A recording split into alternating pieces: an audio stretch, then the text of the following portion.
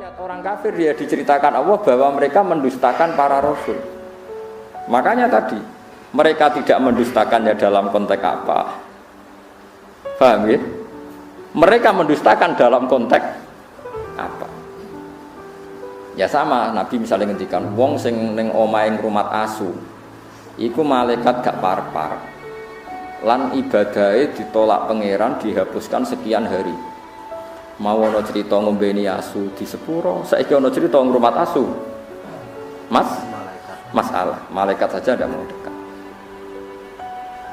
Faham sih kalau maksud ini? Ben sampean ngerti bahwa meneliti ulumil Quran itu rumit.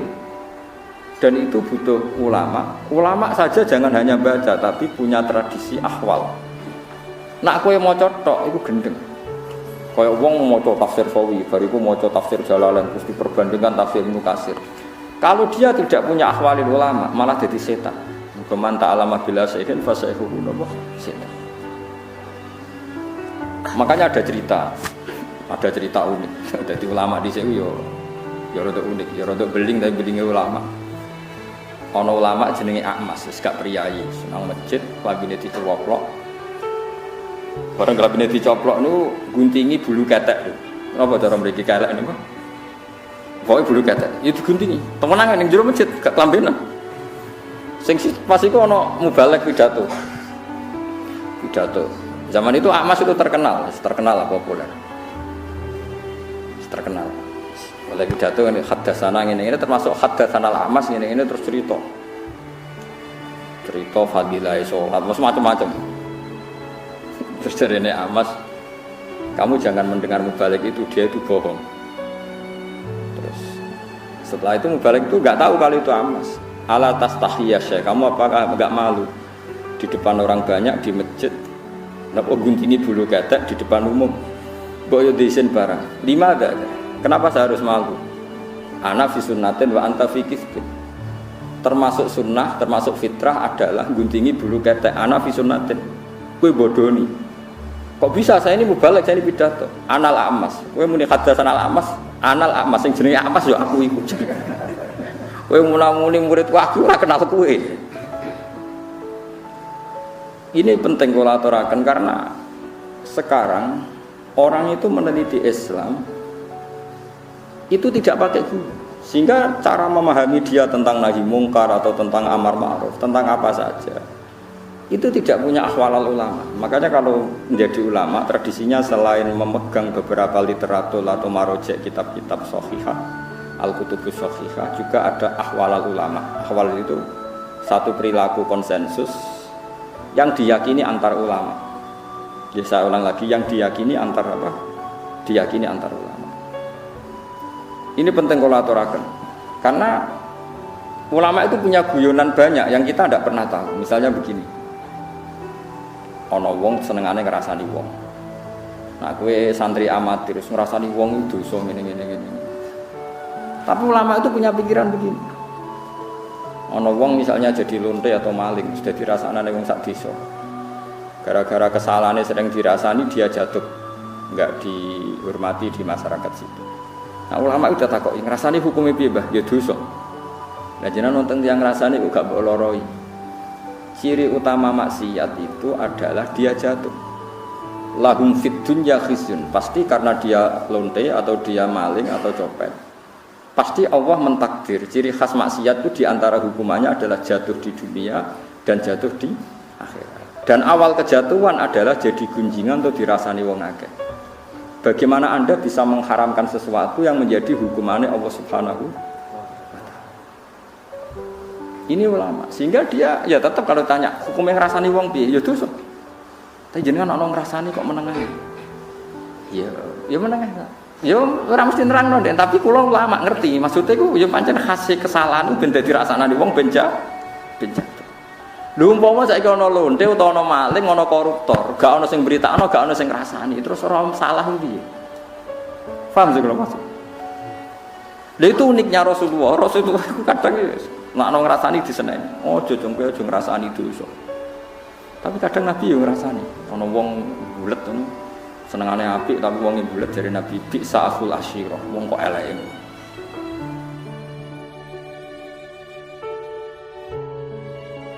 Akhirnya terus ulama mulai ngarang kitab. Rasanya itu haram kecuali 6 hal, 1 ini 2 ini. Nah, kowe ngapalo kan rahasia. Jumlahnya napa? 6. Nah, itu cara berpikir adalah apa yang dilakukan Nabi itu menjadi hukum permanen apa enggak? Apa hanya waqiatul hal, memang hukum itu begitu, tapi nggak bisa diteruskan kayak kasus tadi apa, kayak konteks tadi apa itu, lonte, bahin atau bagiyah makan ini kok, membeni nopo asu. Kue raiso terus mentang-mentang asu itu hewan kehormatan, sehingga sing membeni di sepuro, padahal dosanya gede lonte. Kue ada yang nganti mafhum ngono neraka. Sing marahi sapa kue di pemikiran ini. Paham ya? Tapi ora mbok mafhum kok goblok wong kok ora iso mafhum. Yus pokoke meneng ae, pokoke ngono iku tau kejadian. Mulane ulama rata-rata wis kaya wong goblok. Pokoke tau ono kejadian. Wong mateni wong 99 di sepuro. Bareng ana kiai muni ra di sepuro dipateni, mateni ne. Satu. Dadi kena ulama tenan mau cerita, ana kejadian wong mateni wong 100 di sepuro pengira. Tapi rasa mbok mafhum. Lah jenengan mateni piro? 5. Wah enteng sing 100 di sepuro itu lagi kurang 95 ora iso. Mulane ngger ulama kok debat mbek intelektual rasane mbok mergo intelektual iku goblok tapi mbok pinter. Perkarane iku kabeh dianalisa. Tapi materine pas-pasan. Nah ulama walian materine akeh saking udine pangeran ra iso omong. Dadi terus kok wong goblok. Nak debat terus koyo wong goblok. Tapi iku ulama. Ya karena kita punya perhitungan. Apa itu nyata? Misalnya rodok ya unik. Kayak Mustafa nak nyusu rondo itu jadi anak rondo gak setua ini. Enggak kan syaratnya bayi rondo enggak sampai umur pinten 2 tahun. Tapi pernah ada satu kejadian jenenge Salim itu dia mamaan. Salim Maula Hudzaifah itu dia mamaan. Ben dadi dulur rondo bukan nyusu wae pira wis tuwa mau Dek Salim wis tuwa. Iku kabeh ulama tiap fikih ana bab rondo. Wa amma qisatu Salim. Nek ana cerita Salim solusine dirondokan. Kowe coba bayangno nyusu mentel iso wae diperes to Mas. Yo pikiran ngeres to. Dadi nyusu ora kudu mentel iso wae diperes. Pikiran kok pornografi wae. Kabeh ulama fikih mesti kangelan menjawab wa amma qisatu Salim fa muhtasun bi. Itu khusus Salim. Jadi kadang apa yang dilakukan fatwanya Rasulullah itu kadang kejadian khusus, nggak bisa digeneralisir. Karena kalau kamu generalisir ya bingung tenan. Misalnya di surat yang sama, di surat Tobat ada faqtulul musyrikina haitsu wajadtumuhum satrusik. Bunuh orang musyrik ketika ketemu di mana saja. Di ayat yang sama, di surat yang sama, tapi anak ayat wa in ahadum minal musyrikina stajaruka yuk fa'jiru hatta yasma'a kalam. Kalau mereka ingin ngaji ya ulang ngaji sih. Karwane nek diulang ngaji ra iso-iso, piye meneh. Tapi nek masalah ra iso ora kudu wong kafir, wong Islam diulang ngaji ra iso-iso kan ya akeh. Ya napa mboten? Apa wong Islam nek diulang ngaji terus iso kan ya ora mesti. Iku paling angel ning bab ulumul Quran. Ya paling sulit. Karena ya memang sulit. Dan enggak perlu dipecahkan. Saya ulang lagi itu enggak perlu dipecahkan.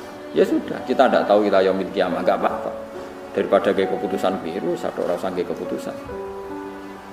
Ini penting kalau aturakan. Terus di Quran itu seperti itu banyak. Makanya ngerti Ibnu Abbas, ono ayat fahum la yatasaalun, mereka enggak ditanya. Ada ayat waqifuhum innahum mas'ulun, hentikan mereka karena mau ditanya. Ada ayat mereka bisa menjawab. Ada ayat al-yauma nakhtimu ala afwahim, bahwa mereka sudah tidak bisa menjawab karena lisannya ditutup. Ini penting kalau terangkan jenengan orang gegabah maknane Quran. Jadi maknane Quran itu butuh macam-macam.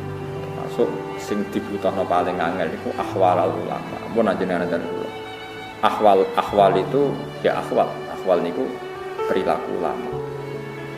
Perilaku itu bukan sekedar fatwa hukum tapi ini perilaku. Misalnya begini, ini tak judono uniknya ulama memahami dawuh Kanjeng Nabi. Nabi nate ngendikan aksir min ma'rifatin nas, cung kowe kanca sing akeh. Angger kanca akeh ya manfaat akeh. Sufyan Ats-Tsauri gurune Imam Syafi'i nak manani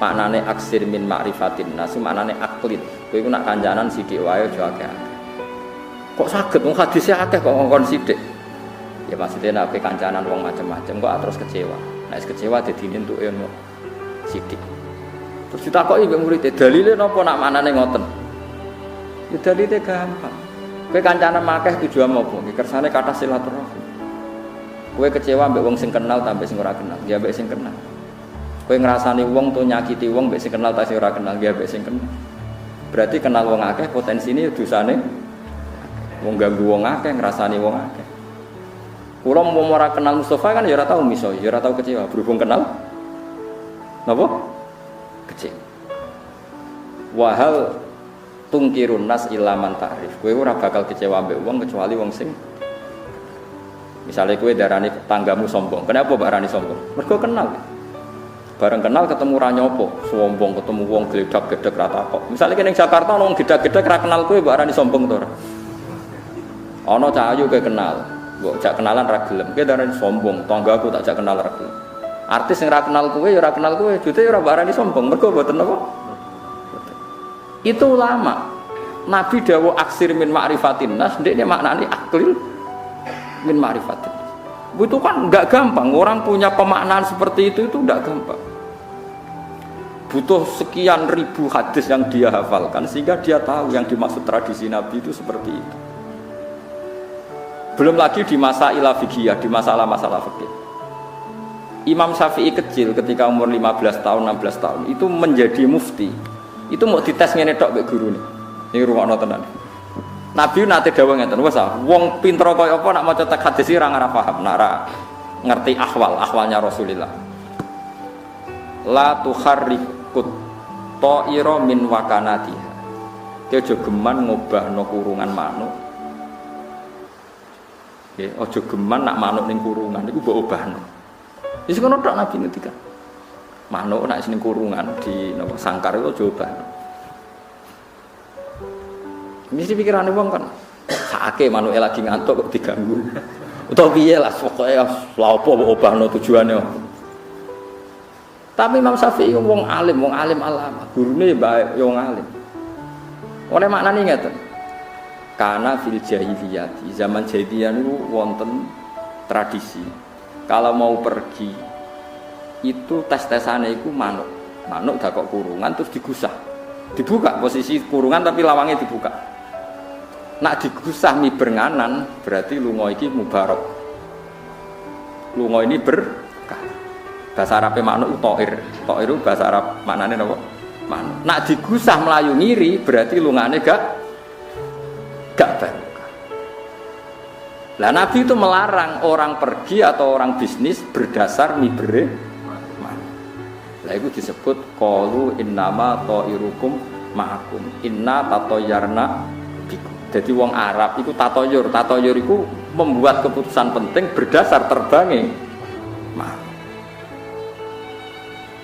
paham sih kalau maksud bayangno misalnya sampean gak di tradisi ulama terus mau teks hadis jong manuk itu jawabano apa kurungane terus kayak maknanya kan mau ngono tok paham sih kalau maksud tapi Imam Syafi'i so maknanya itu adalah wong Arab memutuskan sesuatu penting berdasar mibere mulane ning gone Quran disebut innama ta'irukum ma'akum inna tatoyarna bikum wa kullu insanin alzamnahu ta'irahu fi 'unuqi kabeh kata ta'ir bareng Imam Syafi'i iso nerangno ngono terus gurune nangis al yauma aftiya Abdullah kowe cek cilik lah wis oleh fatwa wong kok pintere ngono kowe iso bulet manut iso kowe iso bayangno wong pinter kan nah ini buatan wong maca terjemah Quran sing ngaku ahli Quran, maca terjemah hadis dari ahli napa.